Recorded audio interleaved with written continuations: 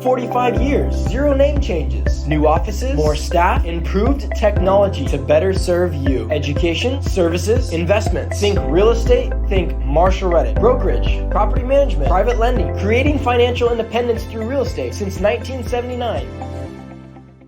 Okay, hello everyone, and thank you for logging into our presentation this evening. Tonight we have a very hot topic that we're excited to present to you. And the topic is how and why to hire a professional property manager.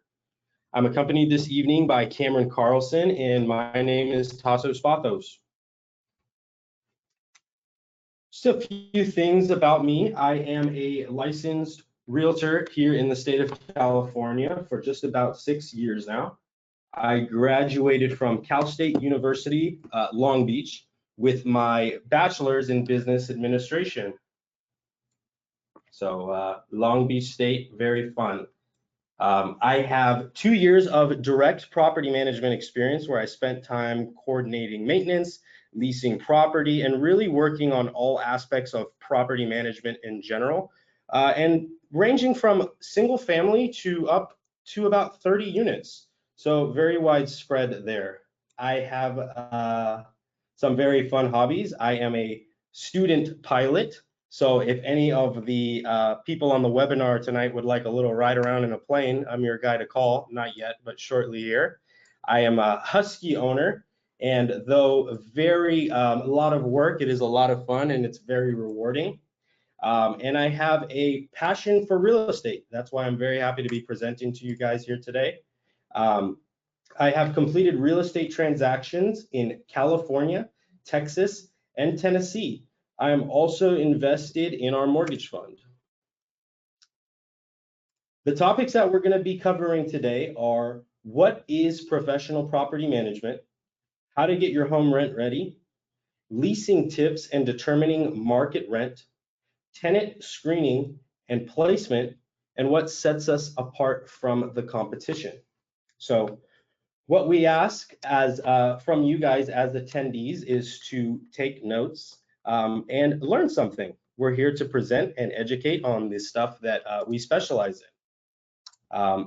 We hope that if a question comes up anytime during the presentation, you type it in the chat so that we can take time to answer it. And if you want to go a little bit more in depth about a question you may have, please feel free to write it down so that we can discuss it further in a consultation.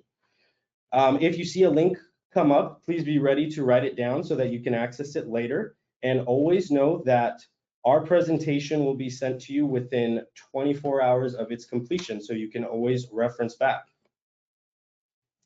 Very cool, very cool. So Marshall Reddick Real Estate, some of you may be familiar with us, but for others that are just hearing about us and this is your first time on a webinar, we are a full service real estate firm, and we have 4 divisions. The first division is our real estate brokerage. We help people buy and sell their primary homes as well as buy and sell investment property nationwide. We did around 600 transactions last year, and 90% of the investments we also manage. So that kind of leads us into our second division, the property management. We take care of everything for the landlord, from leasing to maintenance to renovations, rent collections, so that at the end of the month, the landlord simply collects a check. So handling property management from A to Z. The third division is our private lending.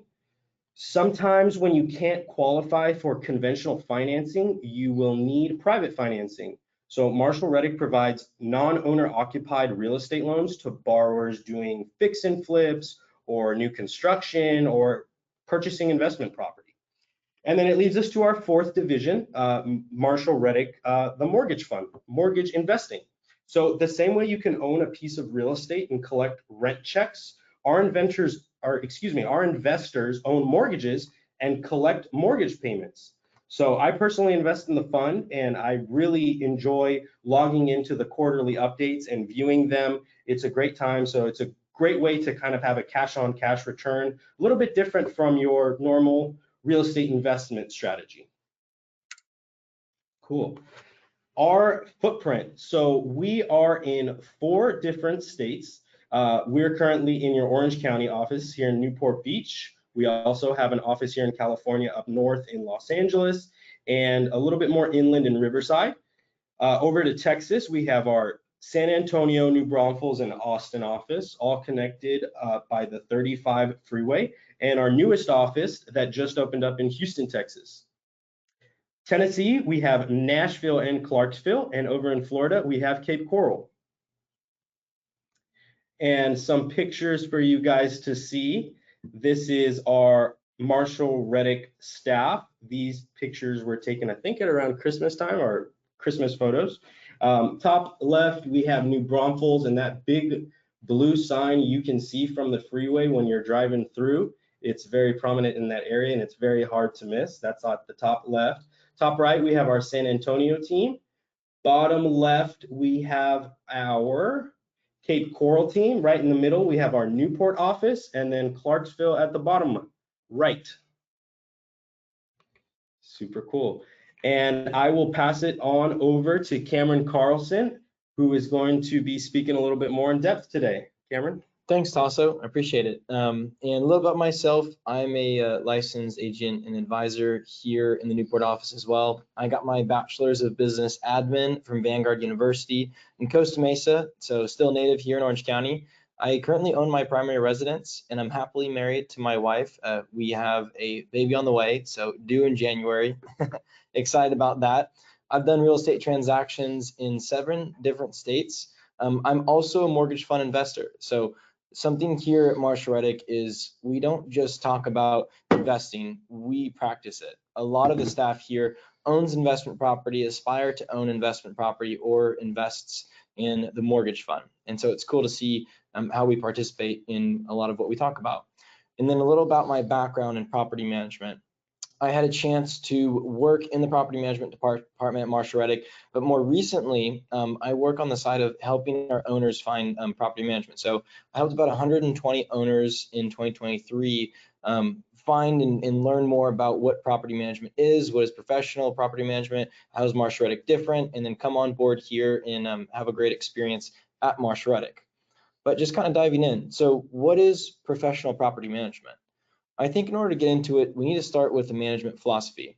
And this is a philosophy here at Marshall Reddick, but we believe that we should only make money as a property manager when you as a landlord makes money, and obviously never make money when you lose money. And the best way I can explain that up front is we don't collect rent unless there's a tenant in place. So if your property is vacant, no rent's collected, no management fees collected. When your property has a tenant in place and rent's collected, then we have our management fee collected. Similarly, when you spend money on maintenance or when you're losing money, a property management company shouldn't profit. And we'll talk more about that later. Second is trust. It's extremely important that you develop a good trust and a strong relationship with your property management. And how you do that? Well, transparency. We're transparent about our fees, our structure, maintenance, a little bit of everything all the way around. And it makes it easier for you as an owner to fully understand what you can expect from us as a property manager. Next is you want to make sure your property management company is investment minded. Oftentimes, you want your property manager to know the real estate side of it just as much as the management side of it. We see this investment as an investment vehicle, and therefore it should perform as one. We want to make sure you're receiving the highest return with this investment and minimizing the risk at all costs. So what are the types of properties that Marshall Reddick manages? We kind of range a little bit from single families all the way up to apartment buildings, but a majority of our portfolio ranges in that about 1 to 4 unit range. That's single families, duplexes, triplexes, 4 units. Now we do also manage larger multifamily dwellings and some apartment buildings, more expanding into that space, but a majority of our portfolio consists of that single family. And to give you an idea, Marshall Reddick has about 3,000 doors under management. So what is professional property management service? For you as a landlord, some things you can expect is, one, you should expect monthly statements. So at least here at Marshall Reddick, we provide you monthly income and expense statements. On those statements, you can expect to see things such as your rent collected, your capital improvements, maybe your landscaping, really anything that pertains to your property. And similar to a monthly report, you'll receive a very similar report annually. It just makes it very easy for you to track the progress of your property. And along with an annual income and expense report, you'll receive a 1099 tax return, or a tax documentation form, I should say. And with that form, if you're doing your own accounting, it's very simple to input, or you can give it to your CPA, and it just makes it a seamless transition. Similar for that is you want to make sure that you have a receipt of all invoices as well as photos of any work that's done. You can find that one on your portal or through your monthly statements here at Marshall Reddick. And that kind of brings us into the technology. You should expect to have a really good software when you're working with a property management company. On that software, you'll be able to see all of your income and expenses. You can even run your own custom reports with different date ranges. So if you want to see everything from January 2024 till now, all of your income and expenses, you can run those reports yourself without even having to ask your property manager. And something else too is you want to make sure that your property manager is dispersing the rent to you on time. Here we disperse the rent on the 10th of every month. So we collect it. It's due on the 1st. However, tenants have a grace period until the 5th. So usually we expect rent on or before the 5th of the month. And then we make sure everything's cleared, cash is, or checks are cashed, and then we disperse to you on the 10th of the month. Also, your property manager will take care of any evictions. Should you have those worst case scenarios, you don't want someone that's going to leave you high and dry. Your property manager has years and years of experience. Marshall Reddick's been around since 1979 and manages 3,000 doors. So you can imagine we've probably seen a couple evictions in our history, and we probably are more qualified than someone who's never dealt with an eviction before. Also, your property manager is going to have professional leasing and tenant placement. They're going to screen them very thoroughly. We'll dive into what a screen background check process looks like. And then you want to make sure that your property manager can obtain multiple bids when you need repair work. You don't want to just be stuck with one bid, or if they're doing it in-house and they give you a price and that's kind of all you got. For tenants have their own perks as well. Tenants obviously can submit maintenance requests, whether or not they're calling the 24-hour emergency line, which I know we have and a lot of companies have. That's good because they can address situations immediately. There's going to be troubleshooting. We get to educate the tenants. Hey, this is how you reset a garbage disposal. Unplug it, press the reset button. Did that fix it? Boom, done. Or maybe they can just submit feedback. Hey, I'm seeing this happen here on the property. Not sure what that means. We can look into it. Maybe that's an item that we can address with you as the owner. Also, the tenants, they'll have an application they can fill out through our company when they're applying for a property, and we'll do a couple things for them, like run their credits, do a background check. We'll take a look at their previous landlord verifications, as well as employment verifications, and make sure that everything's kind of up to our standard for you as an owner. And similarly, we collect the rent. So we collect the rent on the 1st to 5th of the month, and make it easy for them. They can submit online, they can submit a check, whatever their preference is. For your property, obviously we want to make sure we're taking care of repairs. Not just repairs as they come though. It's important that your property has preventative maintenance. For instance, if we go in your property and we see that we might need to reseal the bathtub, that will make a lot big difference if we do it now versus, we find out there might be potential mildew or mold later on, and then it's a bigger, more expensive repair. If we can take care of your property now, well, we're gonna do that. That's a part of transparency. And obviously we're gonna take professional photos of your property. We're gonna advertise, market it, and lease your property. Something else too is we wanna make sure we're providing you accurate rental comps. We'll talk about how you get that rental comp and how we come to what your market rent might be. Also, we're going to make sure that we do thorough inspections. So it's extremely important to get an idea of the condition of your home before and after a tenant moves in.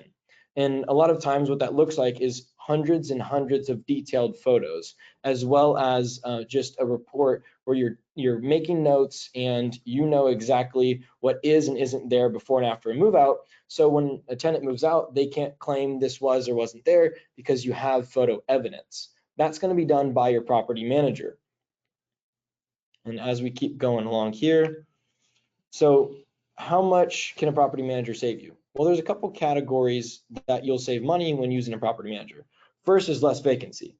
A lot of times property managers are going to lease your property a lot faster than not having a property manager. And the best way I can explain that is breaking it down on a day vacancy cost.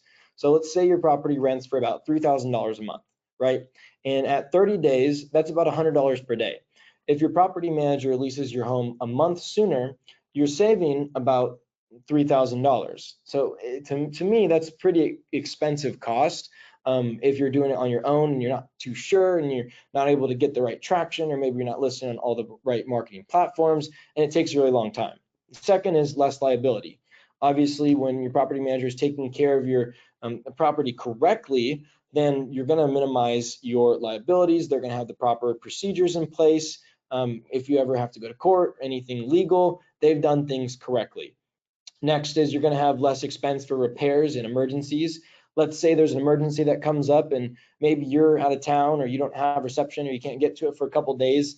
Well, a leak is going to start to add up and it's going to get really expensive if you don't address it right away. If you have a 24-hour emergency line and you can get there within a couple hours, that's going to save you a lot of money. Or just in general, a property manager is going to have maybe a preferred vendor they use that they get a discounted rate because they've done a lot of work with, and you'll get a rate that you won't be able to get just as an everyday owner. Also, a lot of times there's less turnover for tenants. Tenants like the ability of having a property manager they can communicate with, someone who's very easy and always responds to maintenance requests and takes care of the property. They're going to want to stay there longer. And a lot of times when you're screening your property very thoroughly, when you're choosing a tenant, you're going to get higher quality renters. And a lot of times those higher quality renters, they stay longer and take better care of your home. And that in turn is saving you money in vacancy and maintenance expenses. And in general, it's just less stress. If you have a busy job already and you have to add on managing your property and managing tenant emergency calls and all of that, it might just take away from your leisure or from your work. And I always say example of, well, is it really worth it that much if I'm spending 5 to 10 hours a month managing this property and this property manager can do it for me for cheaper than my time's worth? That's something to consider as well. So what is the property management lifecycle? Well, first we start with initial property evaluation. This is maybe on the first phone call or maybe a property visit where we complimentary visit where we tour your home, and then we get an idea of the condition and provide you our opinion on, hey, what work might we need, or let's take a look at what the comps are. That's where we run you a rental analysis. We take a look at properties nearby. We'll talk about how we do that in a second here. And then we have a management agreement in place. Now we get started. Once management agreement is in place, we're going to onboard your property, do any make-ready repairs needed, and then we're going to take professional, high-resolution wide angle photos of your home, and then we're going to market it on all the biggest marketing platforms. Usually those are going to be Zillow, HotPads, Rent.com, Redfin, Realtor.com, really any of the biggest ones you can think of. That's where your property manager should be listing. After that is you're going to have showings. These showings should be in person. You should have a realtor there that's physically walking them through their home, and there's going to be a log of everything. And then from those showings, you'll receive applications, and then those applicants are going to be screened, and then eventually you'll get a lease signed, and there's a move-in. We're going to do a move-in evaluation, a full inspection, then there's ongoing maintenance, and eventually you do a mid-property evaluation, and then the tenants move out, and you offboard them. That's kind of the life cycle of property management. So how do you get your property rent ready, or basically ready for showings, ready for a tenant to move in? It's pretty simple. And I want to say it's a wordy sentence, but it kind of summarizes it really well. The goal of a rent ready project is to make your property an attractive rental option to high quality tenants at the highest rent possible in the shortest amount of time possible. And you might hear that a couple times in this presentation, but we're trying to minimize your vacancy, right? So we're not going to go in and suggest, hey, let's do a full renovation of the home. We're going to probably suggest the necessary items. So we want to start with, is there any maintenance we need to address, right? Do we need to repair the walls? Are there holes in the walls we need to patch? Do we need to paint the whole house? Are there like extremely different colors in one room? What do we need to do, right? Do we need to resurface the bathtubs? Do we resurface the sinks? Are there any hazards or liabilities we need to address now? And of course, when we're done with all of that work, we need to do a deep clean. That way it just presents itself in the best manner possible. And something that a good property manager will understand is your property class, right? If you've got a really expensive property, maybe a coastal property in Newport Beach, and you're looking at 15 to 20 grand a month, well, you're going to have vendors that are providing higher quality service, right? You don't want to just do a very cheap job because you know that you're going to be presenting to extremely high-end clients. Whereas if you have a lower class property, maybe it doesn't matter getting the high-end finishes. So that's something that your property manager understand is who's their target audience. And then we'll provide those services as necessary once we nail down the audience and the property class. So what does a rent-ready checklist look like? I know we mentioned doing a full thorough inspection, but this is kind of an idea of what do we look for during the inspections? A lot of times your company will go room to room, your property manager will go room to room and take a look at, these are the items we need in each room. They'll make a note of it, what is absolutely necessary, and what is, we should probably do this, but it'll be okay if we don't. They're gonna write that down, they're gonna send that to you at the same time, they're sending that to vendors. They're getting multiple bids. For us, we get anything over 400, at least 2 to 3 estimates for you to look at. All of these contractors, you'll see the letterhead of the estimate with the contractor's name, and you can look them up too. All these contractors are going to basically take that checklist and turn it into an estimate. You'll see the same line items now with a dollar amount next to them. And once again, not all of these are going to be items you have to do, but some are just recommendations and some are, hey, we got to do this, this is a liability. And so you'll decide and we'll kind of come up with a price. I always recommend at the very end, if you're doing a larger project, ask for, hey, I'll go with this vendor. Can I get a 5% discount? Just a pro tip. You might be able to get 5% off your estimate at the very end. So that's something you can always ask for. And then they're going to take that estimate and they're going to complete the work. And something when it comes to maintenance, you understand how transparent is my property manager? And when it comes to transparency, are they leaving out details? Are they lazy so they're not gonna get to this item here? Or are they very thorough and saying, these are all the items, you don't have to do these, but you might have to do this later. Here's preventative maintenance we can do. It's extremely important that you're making those notes now. That way it doesn't come to a point where like, well, I didn't know about this because your property manager just didn't want to make note of it. You want to make sure that everything's addressed immediately up front, or at least you know about it so nothing comes as a surprise. And then is there a conflict of interest? Oftentimes when there's in-house property managers, a majority of their profit comes from maintenance, or if there's in-house maintenance. And what I mean by that is there's no way they're not profiting because they're doing in-house maintenance. They have to make a profit margin in order for it to work. And so if their own crews are doing the work, what is that profit margin? I would ask them. Sometimes it's hard to get an exact answer, but usually it's about 10 to 15% upcharge on all maintenance on top of whatever the work is, just for their profit. And you'll see this really with companies that have extremely low property management fees. So if you see a company that says, we're only charging a flat $100 a month, that's it. And you're kind of like, wow, that seems too good to be true. I wonder why. Well, it turns out you get 4 or 5 maintenance charges every single month just under the approval minimum. And you're like, I don't know why I'm getting all these maintenance charges. That's how they make their profit. Because they can't profit in the management fees, they have to profit somewhere else. Something else is you want to make sure that your company has knowledgeable providers. Here at Marshall Reddick, we only use contractors that are licensed, bond insured. Obviously, there's pros and cons, but the biggest pro is they're licensed, and if something goes wrong, you know that you as a landlord are protected, right? And we don't want to just use a plumber for an electrical repair and vice versa. You want to make sure that you have a property manager that's got connections in every single category. Here at Marshall Reddick, I would say we got 2 to 3 vendors for just about every category in a certain city. That helps us have competitive pricing amongst them. You want to make sure there's a 24-hour service hotline. Obviously for us, tenants can call whenever and someone's always going to answer them. And then once again, you want to make sure there's no added fees. So let's talk about leasing tips and determining market rent. What is the goal of leasing a rental property? The number one goal is securing the highest rent possible, the best quality tenant in the shortest amount of time possible. I know it's the second time we said it, but it's extremely important. And a good property manager is going to price your property appropriately. If you're overpriced, it's going to sit on the market for a long time. And I know we did that vacancy calculator, but your vacancy is going to go up, and that's very expensive. A way that I look at it is here at Marshall Reddick, our leasing fee is 50% of 1 month's rent. So it's basically 2 weeks, right? 2 weeks of rent. If one company is not leasing your property correctly and it takes them 2 months, well, that's a very expensive management fee. If Marshall Reddick leases your property 2 weeks sooner, your leasing fee is free. So you want to make sure your property manager is pricing your property appropriately up front. Second is you want an assigned and dedicated leasing agent. What you don't want is you don't want a property manager who is also your leasing agent, who's also doing the maintenance, who's also doing the tenant screening, and they're taking the phone calls for new prospective landlords. And there's just no way they can do everything well.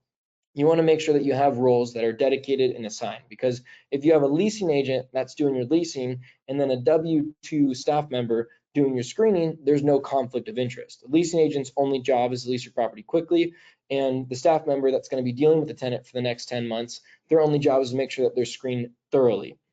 And that brings me to screening applicants very thoroughly. And we have a 5-step process that we'll go over here in a second. Next is you want to make sure that you're conducting those move-in and move-out inspections. I can't tell you how many times we've onboarded a property and a tenant is already in place and they're about to move out, and we say, okay, do you have photos of before the tenant moved in? Oh, we didn't take those. Should we have taken those? Absolutely, because now the tenant's going to move out and it's going to be hard for us to deduct any damages because we have no proof of what was or was not existing prior to the tenants moving in. So it's extremely important that we document and have photos taken prior to a tenant moving in. And for us, we actually have the tenants sign off on our inspection report. So that's something that, just a side piece is you want the tenants to acknowledge the condition before and after as well. So how much is my property going to rent for? Well, essentially your property will rent for a similar price to comparable properties in your neighborhood. And comparable properties, what does that look like? Well, these are properties that are going to have similar bed, bath, and square footage, year built, and amenities. So if your property has a pool, we're probably going to want to pool similar properties that also have pools. It might not be an exact comparison if you're matching a lot of these categories, but you don't have the same features or amenities. It's going to change the value of the property that you're comping or you're comparing. Your property is not going to rent for more than what it's worth. I just want to reiterate that. It's not going to rent for more than what it's worth. And that's how we determine it, is through these comparable properties. And when we run a report for you, we call that report a current market analysis report or a CMA report. And who runs this report? Well, this is going to be an experienced leasing agent that has a license that's using the multiple listing services. This is where we can pull data, because when you look at Zillow, you're only going to find properties that are active on the market for rent. And if a property is active and it's been on active for 65 days, well, we don't really know what that property is worth. It tells me that someone's not willing to pay that price, and it's taken them 65 days to realize that. But when you're pulling a CMA report, it gives you data for the last 6 months of all the properties that have rented similar to yours. So you know exactly what people are willing to pay for a comparable property. That's how you determine what the market rent is. There's really no other way to determine that. So let's take a look at what is a CMA. What does that process look like? I have a couple examples here, and you might see on the right side some of these search criteria that we see on our end when we're looking at the MLS. But just to list it out, oftentimes we're going to look at properties that are active under contract, pending, or closed. Closed means they've leased out in the last 180 days. That's important for us. If we're having a hard time seeing comps, we might go a little bit over 180 days, but for the most part, you should find all the data you need within 180 days. Next, we're going to filter for property type. So if you have a condo or if you have a townhome, that might be different than a property that is a single family detached with a yard and a 2-car garage if you don't have those. So we want to make sure that we're having similar features to your property. Next is you want to make sure you're within the same county and city. It's not fair to cross over county borders or city borders and expect the same prices because there might be a drastic change. So a lot of times if you can stay in the same zip code, that also is pretty good indicator of properties that are similar as well.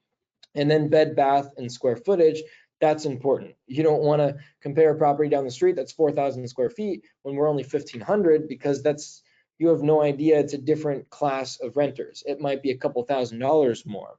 Next is we want to make sure that there's similar terms for our lease.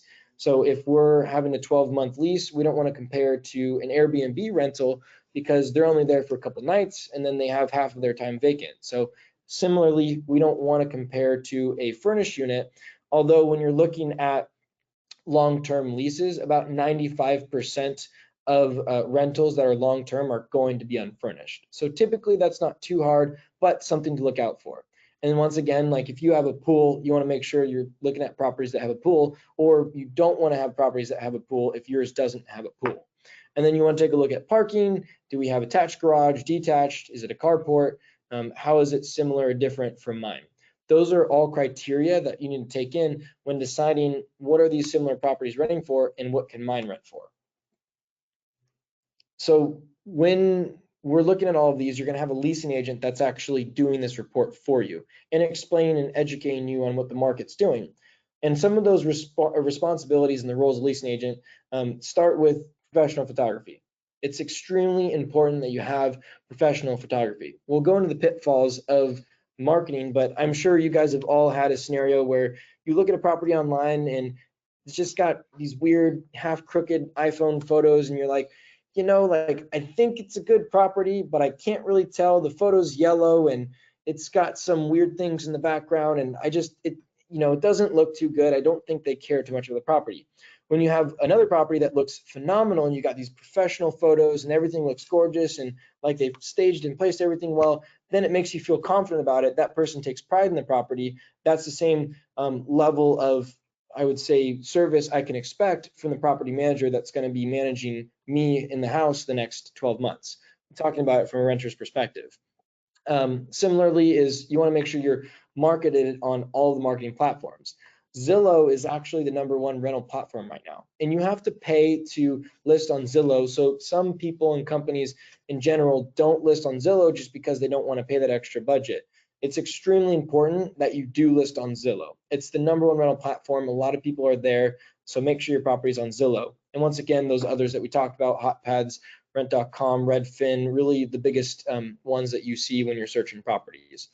Next is a leasing agent's going to communicate with your prospective tenants. So a lot of times when you list a property, they're going to start getting phone calls, text messages, emails. They've got to be able to respond to those in a timely manner to schedule the showings. And the first thing they're going to do is they're going to get a tenant on the phone. And when they get a tenant on the phone, you don't want to waste time. So you want to ask them, hey, here's our quick requirements. We don't want to show the home to you unless you can qualify. And they'll let them know, oh yeah, like I have about this credit score, or yeah, I make this income. Then you can eliminate people who don't qualify. So those showings are more productive. Now you're doing in-person showings, and you want an agent that's physically there and present for every showing. What you don't want is a lockbox to be thrown on your home. That's a problem, because if there's a lockbox on your home, you're letting the tenant show themselves. They're walking into a dark, empty house. They don't know anything about the neighborhood. They don't know where they're doing. They don't really know about the house and the nuances. And it's just really hard to lease a property that way. And you don't know if they're leaving a window unlocked or window open, door unlocked. To me, that terrifies me. I would rather have an agent that's going to show up 20 to 30 minutes early, turn on all the lights, open the windows, let it breeze through. They're just painting your property in the best manner. And then they're walking the tenants through the home. Oftentimes a good leasing agent, and we require here, is we schedule showings back to back. So every 5 to 15 minutes. What this does is it creates a sense of urgency. Tenants see each other on the way in and out, and they see, oh my gosh, there's a lot of people here. I got to apply. So I know for us, at least in the Orange County office, our average lease time is about 2 to 3 weeks. And that's because of how we strategize and how we lease our properties. And something that your leasing agent's going to do weekly is provide you an update. I like to call it a waterfall. Essentially, they're going to let you know, hey, this is how many inquiries we had. This is how many of those inquiries turn into phone calls, how many of those phone calls turn into showings, how many of those showings applied, and how many are approved. If anywhere on that waterfall we're seeing missing pieces, we might have to reassess it. And so they'll maybe say, every Tuesday, I'm going to send you this report. And if Tuesday comes around and we're missing pieces, maybe we have to reduce the price, or we have to change the marketing, or do something that's not working. And that's something that you want to make sure that you're getting a weekly report on that, so you know what's going on with your property. Next is, obviously, we want to make sure you have a complete application. So sometimes tenants are only going to submit half their application, or maybe they're applying with a group and some people from the group don't apply. We want to make sure that we get the full application to present to you as the owner, so you know the whole story and there's nothing that you're worried about. It's completely transparent. And then once we have the full application, we present that application to you as the owner, and then you give the final yes or no. You know what? I like this tenant A, but I'm going to go with tenant B. And you give us the thumbs up or thumbs down. And then we obviously, based on when they can move in, we schedule a lease time, then we do the walkthrough, and bada bing, bada boom, they move in. Let's talk about pitfalls of marketing. So this is an interesting property that I came across, and it really just had a lot of pitfalls that we're going to talk about here. Number one is it's listed above market value. So you'll see that it's been listed for 36 days and only 6 people have inquired about this property. Well, to me, that tells me that, it's probably overpriced because nobody's clicking on it. It's not in their criteria. They're saying, you know what, for a 4-bed, 2-bath house, or for a 1,700 square foot house, I'm not willing to pay about $6,000, so I'm not going to click on that property. That's where we would evaluate and say, I think we need to drop the price, or this is what the data is supporting.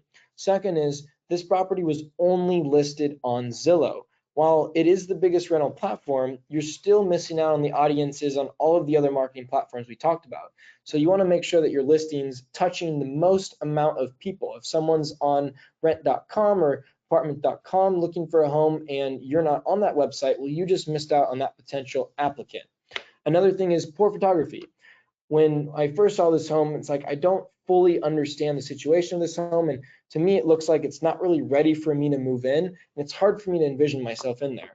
A good photography looks like a home that's completely vacant. You have professional wide angle photos, and you can envision yourself moving in just by the first couple photos you see. Something else is they're doing lockbox showings on this home, which is interesting because it's not quite rent ready. So it's occupied. We usually don't want to rent a home that's not ready for someone to move into. So this one was rented is listed on the market about 3 months before it was even ready for someone to move into, which just makes the listing look like it's rented for a long time, and people are questioning, why is it on the market? What's wrong with it? So those are all pitfalls of marketing that you just want to look out for, and a professional property manager should avoid all of these in general. I know I said a ton there. I'm going to give a quick second. Feel free to type questions that you have in the chat, and we'll take a look at those questions at the very end. But the next topic we're going to dive into is tenant screening and placement. And tenant screening is so important. The tenant is going to determine the investment. It's so important. So for us, I like to say we have a 5-step process for tenant screening. First is we're doing a criminal background check. We're doing a criminal search. We want to make sure that they don't have any felonies, they don't have a record or report that would disqualify them from leasing out your property. Second is a credit check. The minimum credit check we require here at Marsh Reddick is a 600 FICO score. But not just that, we actually dive into their Experian report. We want to see, hey, have they had any evictions, any judgments, any bankruptcies? We even want to take a look at their debt to income, right? Did they have multiple delinquent payments on different lines of credit? All of these would disqualify them from renting with us because we want to see this in a positive. Third is income verification. So we want to make sure that the tenant is making a combined household income of 2.5 times to 3 times the monthly rent. Here in California, it's 2.5 times. Out of state, it's 3 times, just because the prices are a little bit higher and more inflated here in California. It's harder to make 3 times, but we still stick with that, about 2.5 to 3 times. And how do we verify that? Well, we ask for 2 months worth of pay stubs showing their income. And then we ask for 2 months of bank statements showing the pay stubs hitting the bank accounts. So we know where their money's coming from, and we know that this is indeed their money, it's going to their bank account. Next is we do an employment verification. We want to call their HR department, get them on the phone, verify, hey, they are currently in good standing. Yes, so-and-so does work here. Perfect. That's very simple for us to do, but that's a quick check that we get to do as a part of the process. And then last is a rental history verification. This is so important. Most tenants are currently renting a home or have previously rented a home in the last 3 years. And so we want to dig into that. We're going to call their current landlords and we're going to say, hey, I have a couple questions for you. This is my tenant. Have they ever been late in rent? Have you ever had to post a notice on their front door? Or have they violated their lease agreement? We don't want that to happen to us, and so we would disqualify them if any of those are a yes. Next is we're calling their previous landlords that they've already moved out of, and we're asking them, hey, when this tenant moved out, did they damage the home? Or did they blow through the security deposit in order to pay for all the damages? Obviously, that's not something we want either. And so we're going to say, hey, would you rent to this tenant again? Oftentimes, they'll give us perfect straight feedback and say, you know what, this was a great tenant. I would absolutely rent to them again. And it's the same feedback that we provide when our tenants move out to their next landlords. And all of this feedback is what we take in when choosing a tenant for your home. So what are the tenant move-in steps? Well, first is they're going to meet the leasing agent on the phone. The leasing agent's going to do the pre-screen. They're going to show them the home. And next, if they like it, they're going to apply. Once they apply, they go through the screening process we just discussed, and then they're approved and they sign the lease agreement. Once they sign, they're paying the security deposit. They're paying the first month's rent, turn on utilities into their own name prior to moving in. And then we have the move-in inspection. That's going to be the very detailed inspection report. Tenants sign off saying, I agree, that's the condition of the home. I approve it. When I move out, I understand this is what it was before I moved in. And then tenants move in. That's the quick process or steps for tenants moving in. So what sets Marshall Reddick apart? Why is Marshall Reddick a better property manager? Or why is Marshall Reddick any different from these other property managers I talk about? I like to say there's really a couple things we can look at. One is, what's the cancellation policy, right? Is this a contract where I'm locked in every single time there's a tenant in place? And so as long as this tenant stays and they keep renewing their lease for the next 5 years, I'm still locked in this contract and I can't leave without paying a ton of money? Or is it simpler than that? I know for Marshall Reddick, we have a 1-year policy. After 1 year, it goes on a month to month and you can cancel anytime with a 30-day notice. That's hopefully the standard, but I would always ask those questions. Next is, what is your software? Are you using a software that's outdated, that's really confusing, or are you using one of the more popular softwares? I know for us, we use Appfolio. So if you look up Appfolio, you'll find it's one of the most popular management softwares out there. Here you can see everything that pertains to your property. Once again, all of your income, expenses, reports, your documentation, and it's just very user-friendly. Similarly, the tenants have their login, and then we have our own side of it where we can use and have our vendors use. It's very easy. Also, is there a maintenance conflict of interest? I can't stress this enough. If there's a property manager that's doing maintenance in-house, they are profiting on it, and it's a conflict of interest. We just don't believe in that. So that's why we outsource all of our maintenance to our large list of trusted third-party vendors. Next is, well, what service am I looking for? If you're just looking for someone to rent out your home and you already have property management in place, well, then that might not work if you just want someone to rent it. Or are you looking for someone to do a full service property manager and take care of everything for you? And what is the value of that? Because there's always going to be someone that will do it for cheaper, but that doesn't mean are they better. So figure out what service you want and then what fees go along with that service. If you're looking for full service, you're probably going to pay the price of full service, versus if you're looking for partial service, then you might be able to find something that's a little bit different. Most times it is that full service, and a lot of companies usually offer only full service. And a part of full service is really responsive communication, right? Is it hard to get a hold of your property manager? Do you call them 10 times and email them once a week and they respond to you a month later and don't even really respond to you correctly, right? That's not what you're looking for in a property manager. You want someone that's going to respond. I know for us, we have a 24 business hour policy. If someone reaches out to us, we have to send you some sort of response within 24 hours. Maybe it's just, hey, I'm looking into this, I need to get back to you tomorrow, or hey, this is the answer to your question, or let's hop on a call. That's just extremely important that you are heard and that there is responsiveness. And what's a good way to vet all of these services out without having to dive in? Well, it starts with online reviews. It is so important to look up the company you're considering. Maybe you're referred by a friend and they say, oh, this person's great because of this and this. Well, that's a pretty good referral, but still look them up. If there's 1 stars online and all of these managers or all of these owners are saying they're overcharging me for maintenance or this or that, well, that probably tells you there's something to look out for when you're talking to them. Maybe this isn't for me. Or maybe they have 5 stars online and there's 120 reviews and they seem like a really viable company, that kind of backs up everything they're about to say to you. I know for Marshall Reddick, you can look us up in any of our offices, take a look at what people say. We don't just have 1 or 2 reviews and, those are 5 stars or 4.5 stars and that's what it is. We have hundreds of reviews in most of our offices, and feel free to look at what other people say about us. Look at us on Google, look at us on Yelp, and similarly, do the same for any of our competitors. It's so important to see what other people say. Without further ado, to conclude, I'm going to turn it right back over to Taso. Cam, thank you so much. So much great information. And again, kind of to pinpoint the beginning part of the presentation, if there was anything that you wanted to go more into detail on, we're happy scheduling a consultation call to really touch base on a couple of items that maybe we went through a little bit fast. So we were hoping if there were any questions, you would write them down. You can also find additional webinars and education on our website. In the Learn section, Education section, we have properties for sale in different states under the Investment tab, and those are all areas that you can navigate again by visiting our website. Cool.